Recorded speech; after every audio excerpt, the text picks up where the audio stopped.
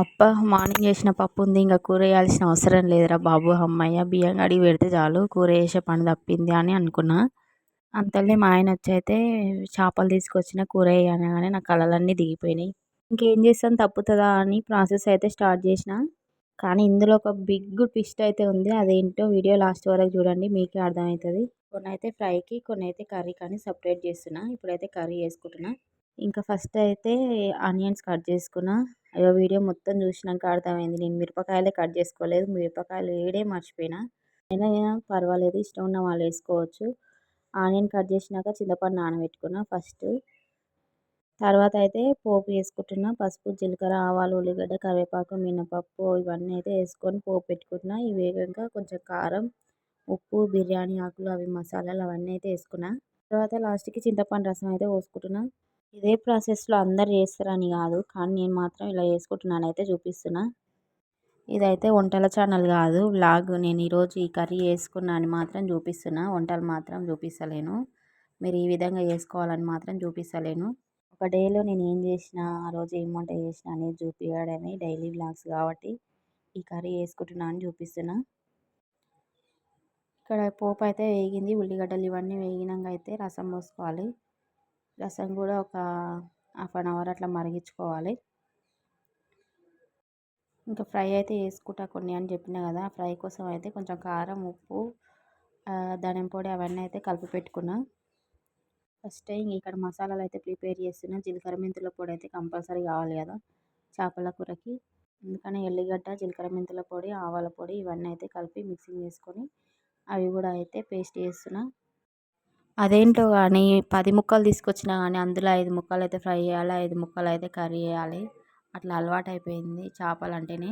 ఎందుకంటే నాకు మా చిక్కికి అయితే ఫ్రై అంటే ఇష్టం, మా ఆయనకేమో చారు అంటే ఇష్టం. అందుకే ఈ 2 ప్రాసెస్ అయితే జరుగుతుంది చేపలు తెచ్చినప్పుడు.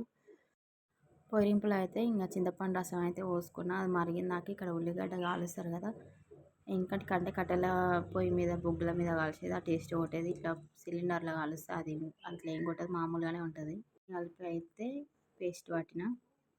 పేస్ట్ని ఇప్పుడు రసంలో వేసిన.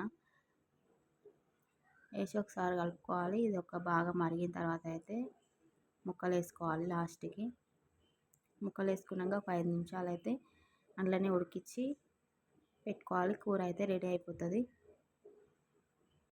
చేపలు ఎప్పుడు తెచ్చినా కానీ ఉప్పు అయితే కొంచెం తక్కువ వేసుకోవాలి. ఎందుకంటే వాళ్ళు ఉప్పు వేసే కడుగుతారు కదా, లేదంటే అది ఇది కలిపి ఉప్పు అవుతుంది. ఇక్కడ ముక్కలు వేసుడు కంప్లీట్ అయిన తర్వాత లాస్ట్కి అయితే ధనియం పొడి వేసుకున్నా.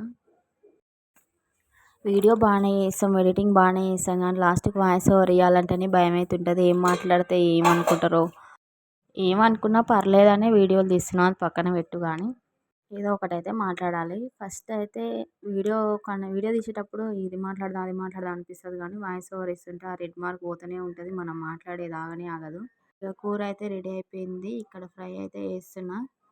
ఈ ఫ్రైకి ఇంకా కార్న్ఫ్లోర్ అవన్నీ ఉంటే బాగుంటుంది, కారం పైకి తేలదని అంటారు. కానీ ఇట్లయినా కానీ ఏం తేలదు, కాకపోతే నూనె అయితే వేస్ట్ అవుతుంది.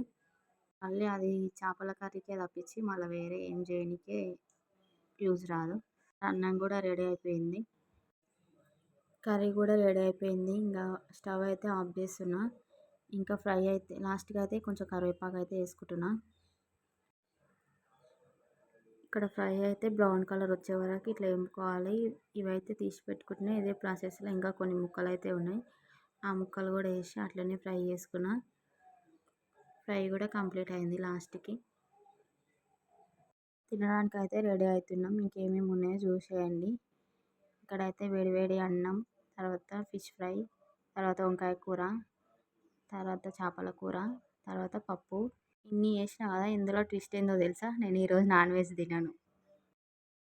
అందుకే పప్పు వంకాయ వేసుకొని తింటున్నా. వాళ్ళేమో ఫిష్ తింటున్నారు, నన్ను ఎచ్చిడి పెడుతుర్రు. వీడియో నచ్చితే లైక్ చేయండి ఫ్రెండ్స్.